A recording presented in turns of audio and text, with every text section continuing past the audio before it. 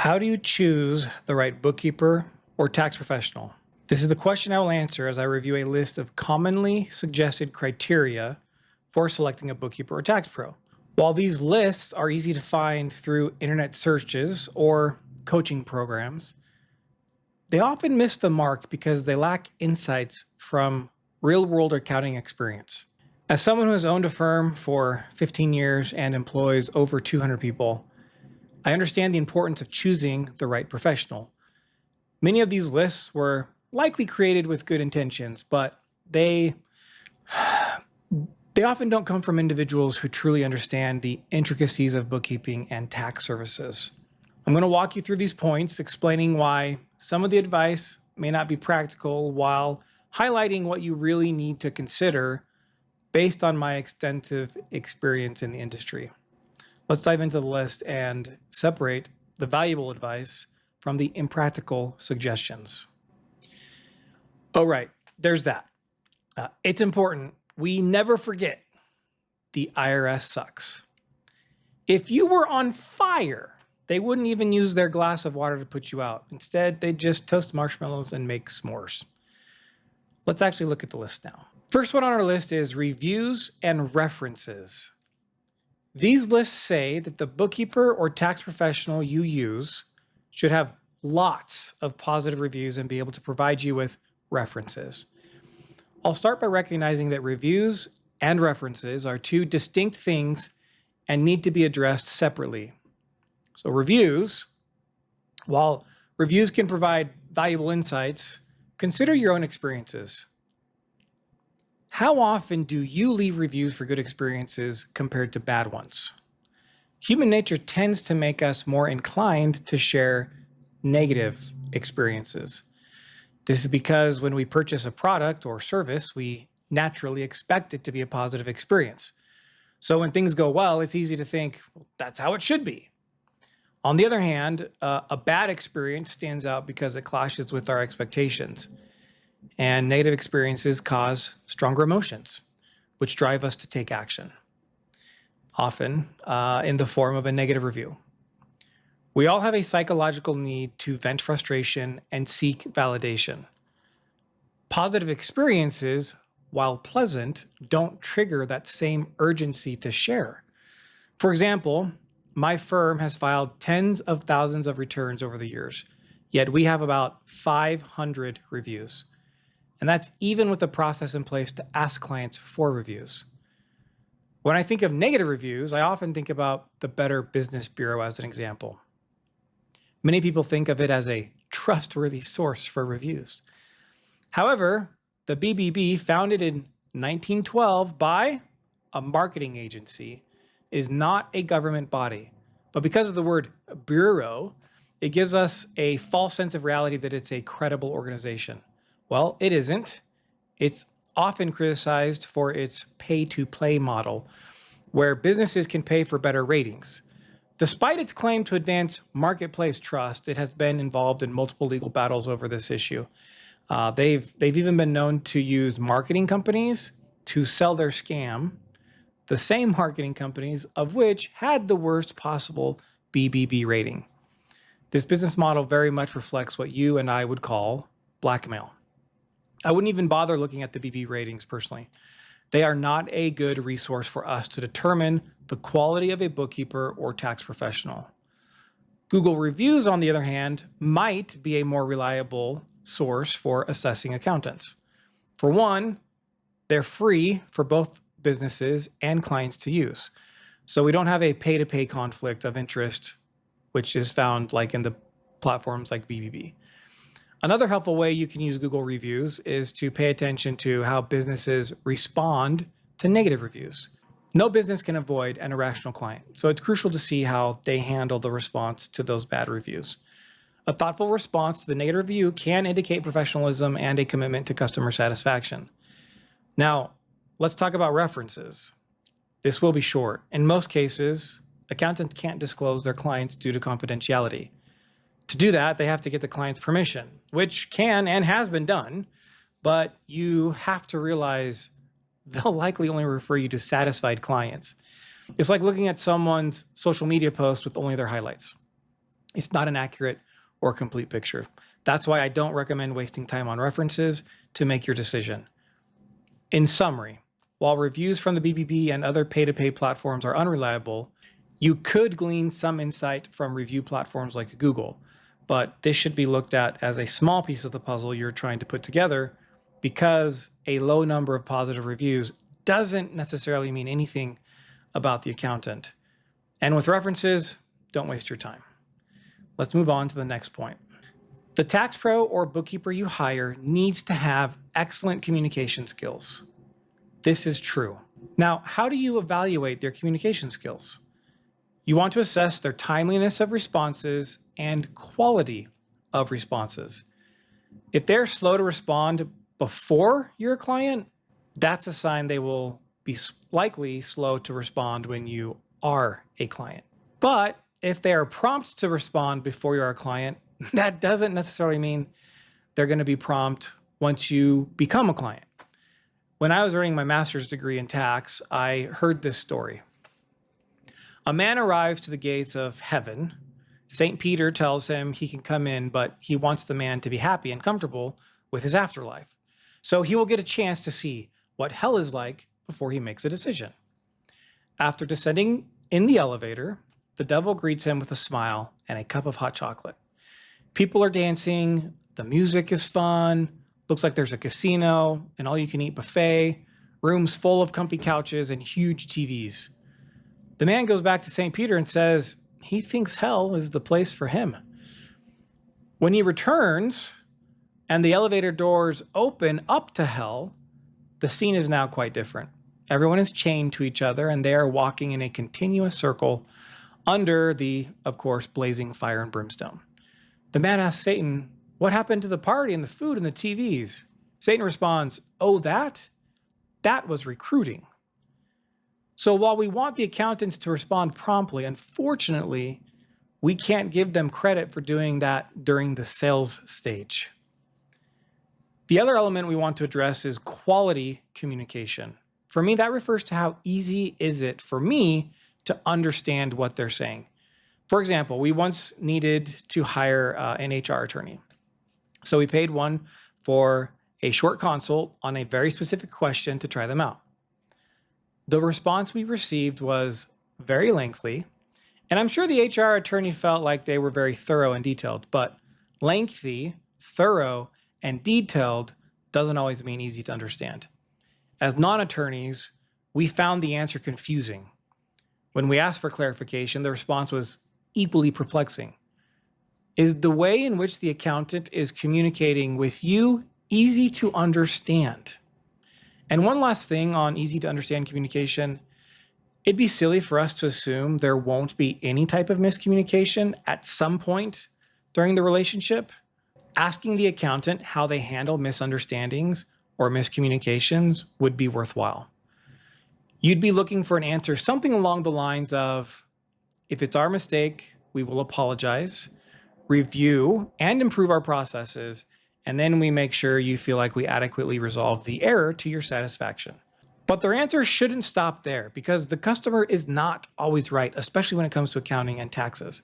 They should also include, and if it was your mistake, we will politely tell you why it is your mistake or your misunderstanding.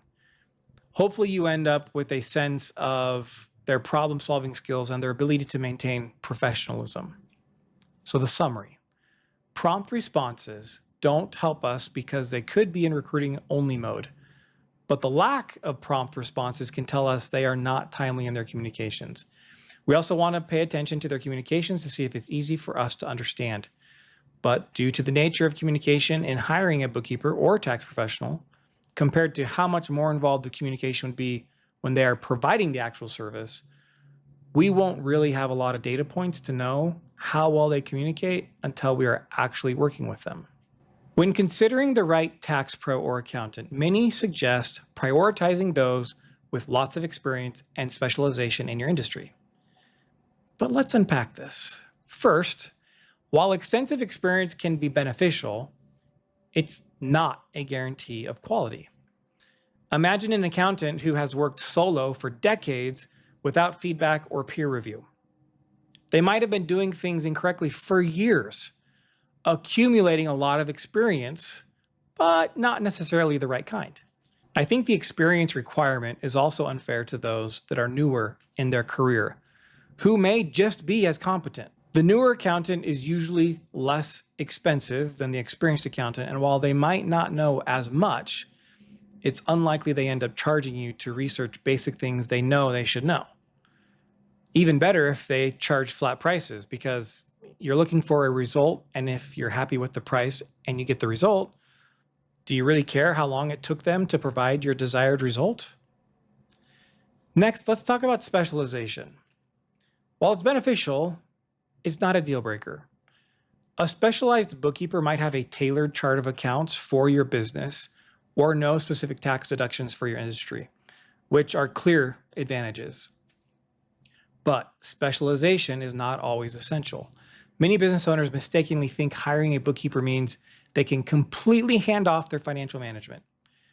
In reality, you will always need some level of involvement. Even specialized accountants will have questions about specific transactions. And a bookkeeper that isn't specialized can certainly develop that specialty for your business over time. For tax professionals, most industries don't have unique tax rules. While a specialized accountant may charge more, consider whether their expertise justifies the premium. It can, certainly it can, but it's not guaranteed. I've been doing this for 15 years. I still have to look up stuff. It's good to ask how the tax professional or bookkeeper will handle situations outside their experience or specialty. This will give you insight into their problem-solving skills and the exchange of value with you. The summary. While experience and specialization are important, they shouldn't be the sole deciding factors in choosing a tax pro or bookkeeper. It's more about finding someone who can deliver the results you need. And this is similar to the last one. The tax pro or bookkeeper you hire should provide customization to fit your specific needs. The idea here is that a one-size-fits-all approach isn't adequate for your tax and bookkeeping needs. Okay, let's consider the realities of customization. Firms capable of true customization are often significantly more expensive. From our experience, most small businesses aren't willing to pay for it once they are quoted for it. In reality, you probably need much less customization than what these evaluation lists created by non-accountants suggest. Most firms aren't custom shops, but most firms have a hard time saying no when they should. Anytime you ask a service provider to deviate from their standard processes to accommodate your specific requests, the risk of mistakes increases. This is because you become an exception to their established workflow. Something is going to get missed, and you are not going to be happy when you discover it, because you will be the one that discovers this type of mistake, not the accountant. If you really feel like you need customization, you must be prepared to pay a premium for it. Customization requires additional time, effort, and resources from your accountant or bookkeeper, which justifies the higher cost. On the flip side, efficient standard processes can be highly effective for most small businesses. These processes are refined through repeated use and are designed to handle the majority of common accounting needs accurately and efficiently. So instead of seeking extensive customization, focus on finding a professional whose standard practices align well with your business requirements. The summary. Customization could be beneficial, and usually it's completely unnecessary. It's more practical to seek a tax pro or bookkeeper with well-established processes that meet your needs without the added complexity and cost of customization. Next one. The tax pro or bookkeeper you hire should be of high integrity and be trustworthy. Sometimes these lists also use words like reputation and credibility. All those words mean the same thing here. So here's specific wording I've seen on many lists. Inquire about their professional ethics policies and any measures they have in place to protect integrity. Look, no one is going to respond if you ask that question or inquire. We aren't ethical. We don't have integrity. Yeah, you definitely shouldn't trust us. Determining if someone has integrity and is trustworthy before actually working with them is really challenging. A conversation might help you feel comfortable with someone, but that doesn't necessarily indicate their integrity or trustworthiness. I like to assume everyone is trying to do a good job, and I give trust initially. Hopefully, this trust is well placed, and if not, then reassess. Again, it's difficult to make this judgment without more interaction with the bookkeeper or tax professional. A couple things that come to mind on what little you can try is to first pay attention to your initial interactions. Do they follow through on their commitments? And second, trust your instincts during those initial meetings. If something feels off, it might be worth considering other options. In summary, while integrity and trustworthiness are crucial, they are nearly impossible to evaluate before you start working with them. You can try my approach of giving trust initially, but remain vigilant and ready to reassess based on your interactions with them. Next. The right bookkeeper and tax pro will be technology proficient. No doubt. Bookkeepers should be using some sort of software, not Excel, to do your books. We have clients that track their own stuff in Excel. Great. They aren't being paid for it. Your bookkeeper that you are paying should not be tracking it in Excel for you. Certainly not on paper. Tax accountants also definitely need to be using software, not a pen and paper filling out forms by hand. We agree they should be technology proficient. The challenge is, how do you know that they are technology proficient as the potential client? Simply asking if they use software isn't enough, especially if you're not familiar with the specific tools used in the tax and accounting industry, which you're likely not. So 5 indicators your accountant could be technology proficient. Email domain. Check their email address. An email like bobstaxes@gmail.com is a sign they may lack the necessary tech knowledge. A professional email domain like bob@bobstaxes.com would be a better sign of a technology-savvy business. Communication methods. Notice their preferred communication methods. If they rely solely on phone calls and avoid using Zoom, email, or text messages, they may not be comfortable with modern technology. Document handling. Observe how they request and handle documents. Asking for paper copies instead of digital files could be a red flag. A tech proficient accountant will prefer digital documents for efficiency and security. Online presence.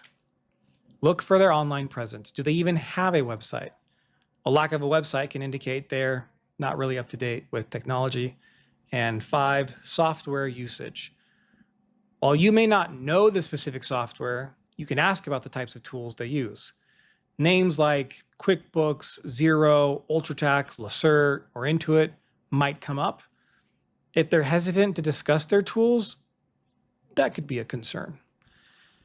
In summary, you will not be able to know for sure if the bookkeeper or tax pro is technology proficient because you don't own an accounting firm. But you can use things like the existence of a business website, their email domain, their communication methods, and document handling to provide some indication of their tech savviness or their lack of it. Your bookkeeper or tax accountant should have the proper certifications and qualifications. You've probably heard this concept before of barrier to entry, meaning how hard is it? Look, it is not hard to start an accounting firm. For bookkeepers, you can just claim you're a bookkeeper and off you go. For taxes, it's only slightly more difficult. You have to mail a copy of your fingerprints to the IRS. Then they do a background check on those fingerprints, and voila, that's it. Notice, neither require accounting knowledge. This is why some sort of certification is better than no certification, but certifications can also be deceptive. I would ask the accountant how many hours of experience they needed in order to earn their certification. As the user of the service, you want to believe that a certification automatically equals credibility, but it doesn't. The majority of certifications consist of videos and a test. Watch a series of videos, pass a test, get a certification. To give you an example of this, to get a CPA, you pass a grueling test, multiple sections that takes most people an entire year to study for. Then they also have to have a year's worth of work experience, but not any work experience. It has to be supervised by another CPA. Oh, and let's not forget, you have to have a certain level of master degree level accounting classes to even sit for the exam. Without that experience, you can't even get your CPA. QuickBooks certification, on the other hand, maybe 3 hours of watching videos, simple test, boom, QuickBooks certified. In the tax world, a CPA or enrolled agent are two certifications that are regulated by government agencies and are a plus. In the tax world, certifications such as CPA, Certified Public Accountant, or EA, Enrolled Agent, are regulated by government agencies and are reliable indicators of credibility. For bookkeeping, there are lots of bookkeeping certifications, so many, but none of them are regulated by government agencies or someone that can take their ability away to be a bookkeeper. So when evaluating a bookkeeper certification, find out if it required them to have life experience. If it did, place more weight on it. If it didn't, just consider it like a basic credential, and you're not going to use it to sway your decision to hire that accountant. The summary: ask about the experience requirements for the certification. And certifications by government agencies are best because they can enforce the standards they are regulating. Your bookkeeper or tax accountant should be organized and have high attention to detail. You can get an idea of their organizational skills through a few observations. Did they double book your appointment? Did they no-show, reschedule too many times? Did they show up late? If they can't manage promptness, which is a reflection of their organization of time, and honestly requires minimal skill, by the way, it raises doubts about their ability to handle organization of providing the service I'm going to pay them for. Also consider their work environment. If you meet in person, observe their setup. During Zoom calls, pay attention to their background. Do they have piles of folders and a messy desk?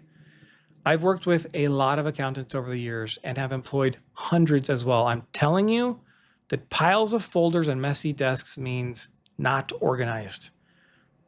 Attention to detail is going to be trickier to assess, but not impossible. You need to be observant in your communications with them. For instance, in their email communication, is it clear? Is it well worded? Or are there errors that suggest a lack of attention to detail? During initial conversations, do they ask the same questions multiple times, indicating they might not be paying attention to your answers? While you can gauge some aspects of attention to detail through these interactions, the true test will be in their technical work, which you can only evaluate once you start working with them. The summary: the accountant's promptness to schedule meetings and the state of their work environment can be indicators of their organization skills. Paying attention to communications and emails and their retention of your answers can help you see glimpses of their attention to detail, but ultimately you won't know their true level of organization and attention to detail until you work with them. Your bookkeeper or tax professional needs to be able to scale with the needs of your business. As your business grows, your tax and bookkeeping needs will inevitably grow as well. But will they grow in complexity or just in volume? So two things to consider. First one, I've had multiple mentors over the years. Each was chosen based on the specific needs I had at the time. And as I grew and my needs changed, I moved on to new mentors who could handle my current requirements. If you outgrow your accountant, it's okay. You can find a new one when that happens. The second thing to consider: Cameron Herold, author of Double Double, once explained that as the COO of 1-800-GOT-JUNK, he was the perfect COO at the time he came on. And then he and the owner agreed that Cameron had taken the business to where he could and wanted to. And the current COO, so they replaced him, the current COO is now the perfect guy for the job. You see, the business's needs of the CEO role changed. If your business is at 100,000 in revenue, you don't want to pay for the accountant you need when you are at 5 million. Your needs will likely be different at that time. But that's expensive, right? So now that being said, most accountants will likely be able to scale with your business if your growth is mainly from volume and not complexity. Your accountant doesn't need to be able to scale with the needs of your business. A better question to ask about scalability, though, is can your accountant scale without affecting the quality of their service to you? Here are some questions you can ask. What's their firm growth been like over whatever period of time you want to know? Do they have systems for their services? What is their training process for new team members? Do they have a hiring system? Those types of questions can help you determine if the firm's growth will affect your service. We get a lot of new clients because they felt like their past firm outgrew them. The summary here. It is not important that your bookkeeper or tax professional can scale with the changing needs of your business as you grow. What's more important is that your accountant can provide the same level of service you expect as their accounting business grows. Your bookkeeper or tax accountant needs to have clear fees and pricing structures. Understanding what you will be charged and what services are included is crucial to avoid any surprises. However, the responsibility for clarity lies with both the accountant and the client. As a client, you need to listen carefully to what is being explained and thoroughly review the contract or agreement you may sign. For example, we are always clear about the services we provide for the price our clients pay. Despite this, we often encounter clients who expect additional services beyond what they've agreed to. Consider this scenario. Clients sign up for our basic bookkeeping service, which includes a monthly financial report. We explain that a more expensive service includes quarterly or monthly meetings to consult on those reports. Some clients opt for the basic service, but later express dissatisfaction because they expected consulting of their business's financial health, which was not included in the basic package. This misunderstanding stems from the client not listening and reading the contract properly. On behalf of all bookkeepers and tax professionals, bookkeeping is not consulting. If you want consulting, make sure you are asking for the service that includes that. Tax preparation is also not tax consulting. If you sign up to have your taxes filed, then a meeting with your tax accountant would be to go over the return to see if you have any questions about the return. But if you want advice on how to lower your taxable income or future tax planning, that is consulting and would be a separate service. To avoid these misunderstandings, make sure you ask enough questions so that you can fully understand what is included and what is not with the service you sign up for. And remember that the cheapest option is not always the best when it comes to professional financial services. Having clear expectations that match the conversation and contract can save you from frustration and unexpected costs down the line. So the summary. Clear fees and pricing structure is a must. Your accountant should be clear what services they offer, and that clarity should match the contract you sign. Take time to make sure you fully understand what you get and what you aren't getting. The bookkeeper or tax professional needs to have a robust range of services. I can jump straight to the summary on this one. This is a ridiculous thing to include on a list. What are the needs of your business? Does the accountant offer a service that takes care of those needs? I said this before in a previous list item.